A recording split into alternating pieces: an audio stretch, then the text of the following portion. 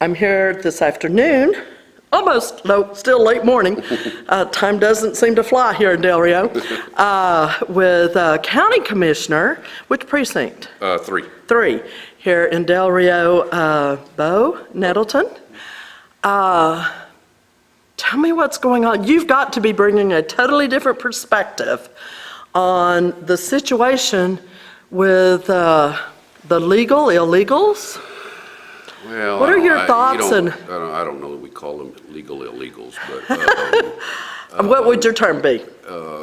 there are people that are coming to this country looking for asylum and a free ride.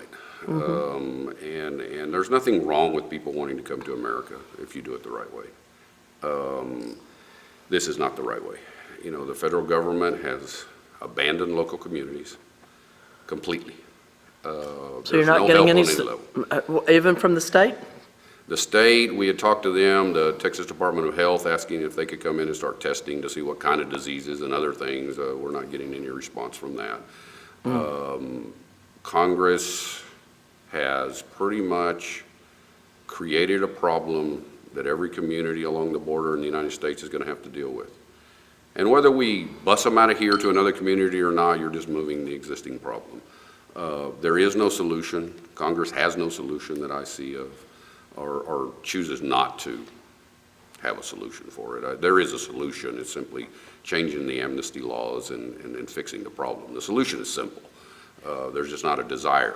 You know, people are upset. I mean, this isn't the right thing to do to our communities, to allow people to be picked up and dumped off in our communities and left alone. And trust me, I mean, I feel sorry for them. I know the issues in their countries are horrible, but we have people with megaphones going neighborhood to neighborhood in these countries in South America, telling them, go to America, that's the place to be, you'll get in for free, you don't have to worry about it. That's not the way it is, you know, and our asylum laws have been changed to a point where we can no longer do anything. Once they declare asylum, they need to fix it. The county has no authority or regulation or anything. Authority. We have no ability to do anything, but unfortunately, this community, the county, the city, and the people that live here are going to be stuck with this. And most people that are coming, they're trying to get on a bus and go somewhere else, you know, but not everybody is. And a lot of these people are good people, don't misunderstand, but we don't know what they are. We don't know what kind of diseases. My understanding, they picked up some from the Congo last night here in Del Rio. There is a group in Mexico from the Congo. You know, we're bringing diseases that this country has not seen, doesn't know how to deal with. And our government, in my opinion, has completely abandoned its citizens on this issue. It is amazing to me that we can fund walls in every other country in the world. When we have humanitarian crisis in any other country in the world, we can send the government over there, our government, to go build tent cities and deal with these issues and take care of it. But when we have a crisis in our own backyard, we're expected to deal with it. You know, and you know what the churches and the groups that are trying to deal with this have done is just amazing. But they're overwhelmed. You know, and here in about 2 weeks, the Salvation Army is going to pull out of Del Rio. Because they've got other places they have to be because of all the hurricanes and, I mean, all the tornadoes and everything else that we have for our own people that we need to take care of. And so we're going to be left with this problem.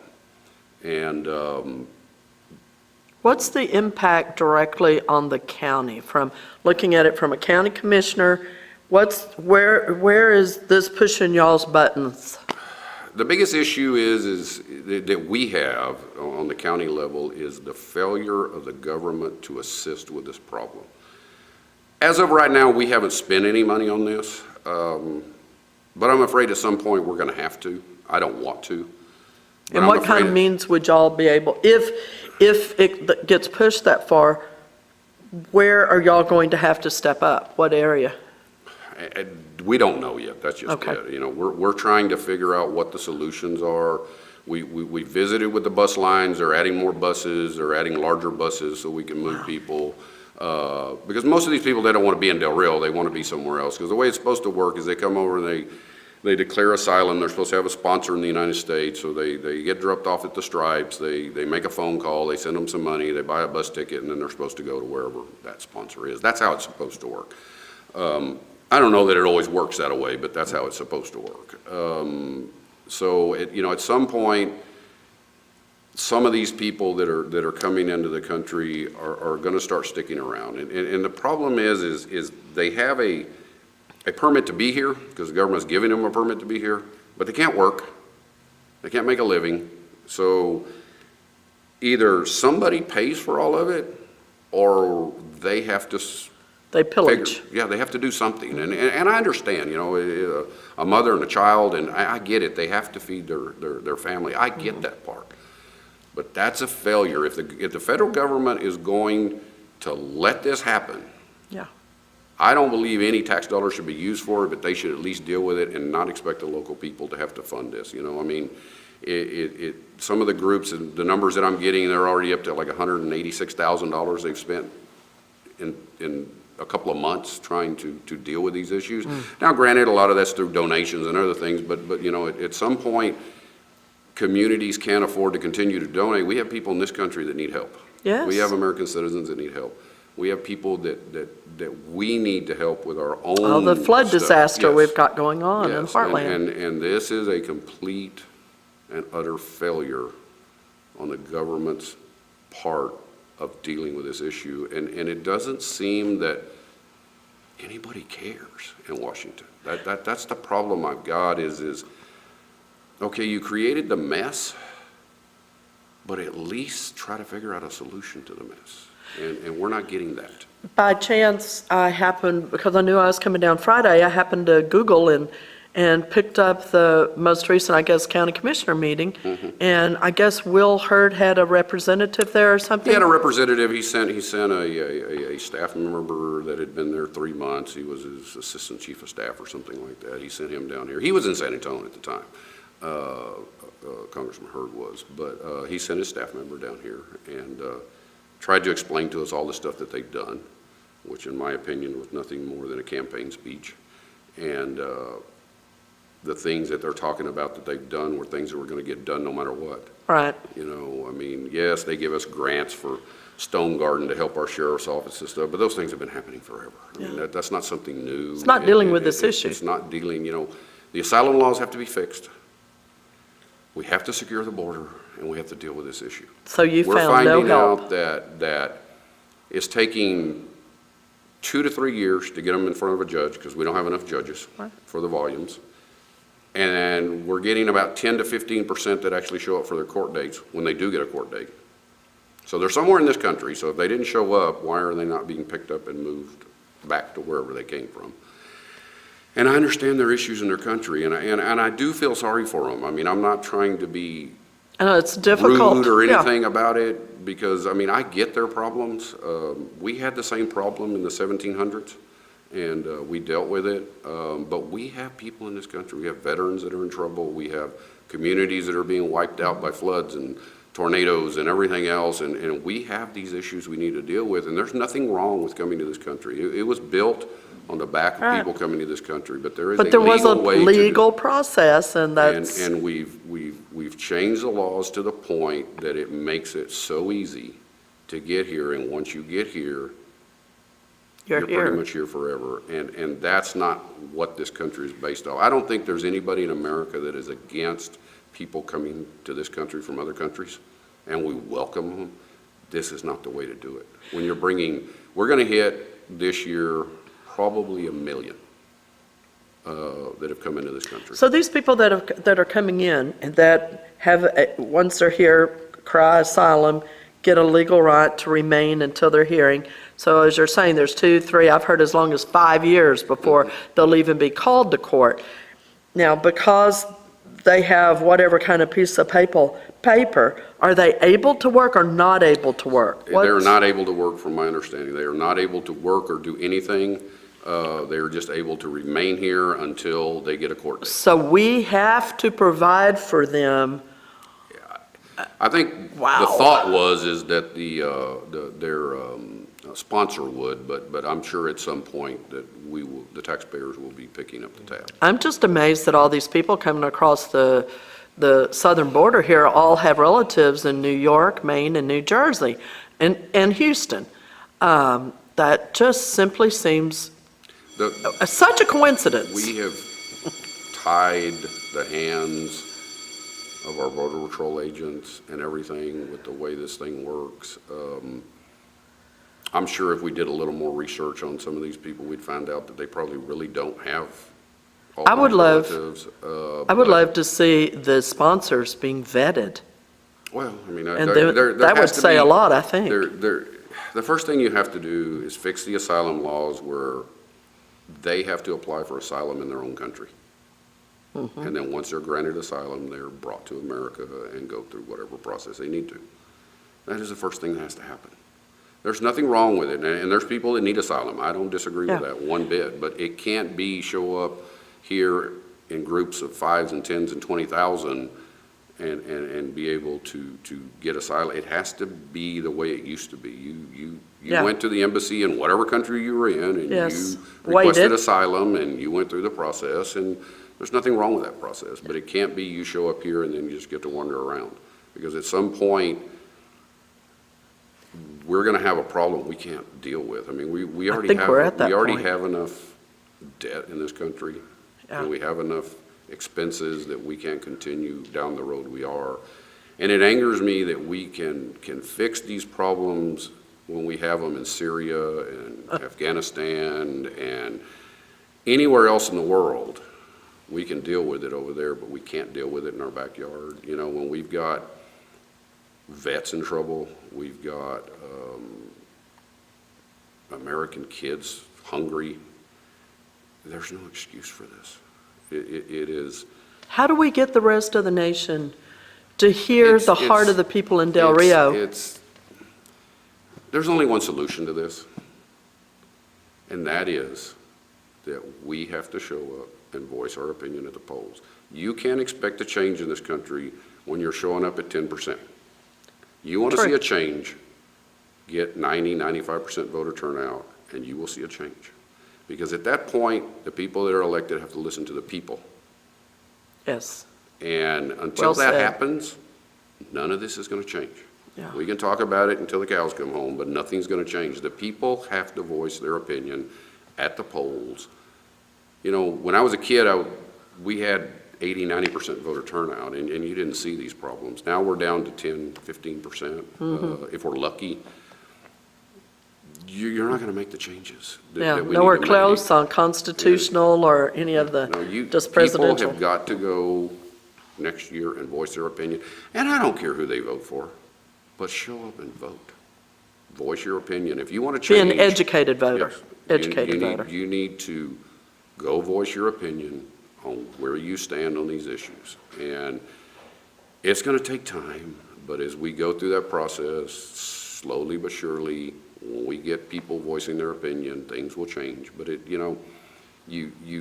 one side doesn't have a problem telling everybody what they want. The other side needs to stand up and start voicing their opinion. And it has become apparent we can't do it through our elected officials. We have to do it ourselves. And it's time for a change nationwide. I mean, this is not just Del Rio's problem. We got to save America. This is a nation problem, and it's going to continue to get worse. If we don't close this border and deal with this issue, we are going to bring stuff into this country we can't deal with. And that's not right. That's not right. Are you hearing of other communities, other counties around you that are also having, and the term is dumping going on? Oh, yes, it's happening up and down this border from one end to the other. I mean, Uvalde What about County, starting Gila going Pass. north on up? Oh, they're now moving into the Uvalde County and those kind of counties, San Antonio. I mean, this is happening all over the place. This isn't just a border. Our issue is they're bringing them here and turning them loose, and then you still have the other issue of people crossing, so you kind of have a dual problem here at the same time. But there's not a community in this country immune from this problem. There's not one single community. It's coming their way. It's just a matter of time. We had an issue here They had to do a lockdown in school in Comstock because of some illegals walking around. This is a town with, less than 100 people. Wow. So nobody's immune from this. This is going to be an issue that everybody's going to have to deal with, and we're going to have to figure out collectively how we're going to deal with it. And that is the only way this is going to get fixed. And it's going to take time. This is going to get worse before it gets better. Wow. People have to start standing up, and unfortunately, next year is an election, and that's the time they have to start standing up. There no longer is a mindset of people crossing the border or breaking into our country anymore.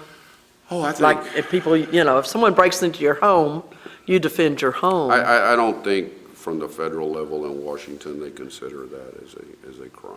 I mean, at least from what I see. Yeah. It's you have, I guess, two sides in Washington. One that wants to open the borders completely, and some that want to try to close them. And, Yeah, Will Hurd wants to tear down what border walls we have, and I somewhere in the understand. middle of this is the answer. I believe there needs to be a wall. Does it need to be from one end to the other? Probably not. But we need to listen to the people that are out there on the front lines, and they're going to tell you what they need to deal with it. We have the greatest military in the world, and we're fighting everybody's battle but our own. And our job as a nation is to protect and defend the borders of the United States. It is not to be the world's police. Yeah. We need to do our job. And at the end of the day, you can't help somebody until you help yourself. Yeah, It's the that airplane, simple. put the mask on yourself first, Yes. and then your child. You got to help yourself. You got to fix your own problems, and we have a lot of them. We need to deal with our own issues and fix our problems and start working to these problems. The immigration issue isn't anything new. But when we have the rhetoric that we have to come to America and we're going to open the borders and we're going to give everybody a free, that is not how you deal with this issue. Come to America, do it the right way, and you have a chance to prosper. Yeah. And there's nothing wrong with that. I mean, there's absolutely nothing wrong with that. Yeah. Anybody in the world is welcome to come to this country. And there's a million opportunities here, but we need to start doing for ourselves. And these communities like Del Rio cannot continue to deal with these issues. They can't afford them. And this is a problem that I don't know what the solution is. That's the sad part, is we don't know what the solution is. You have a military base here. Laughlin, Laughlin. yes. Are they involved in any regards in this, of the immigrants coming in or any? They are being flown into Laughlin and then brought in to, we have one of the few court systems that deal with family units. So they fly them into Laughlin, they bring them in here, and then deal with that through the court system. But I mean, other than that, they don't, they have no involvement in this. How large of a base is it? It's the largest training base in the United States, in the world. We train more pilots than any other base in the world. It's a training base. I did not realize. I knew it was training, yeah. but I did not realize that. It is the largest. We train a lot of pilots out of here, and it is a phenomenal base. I mean, they train some of the best pilots in the world. And, we have some great people in the Border Patrol, that are risking their lives and doing everything in the world to try to do the right thing. Yeah. And their government has failed them too on this issue. Commissioner Nettleton, thank you Oh, very no much problem. for your time today. No, not a Impromptu, problem. and That's all right. I appreciate you taking your time and sharing with my audience what the situation really is here in Val Verde County.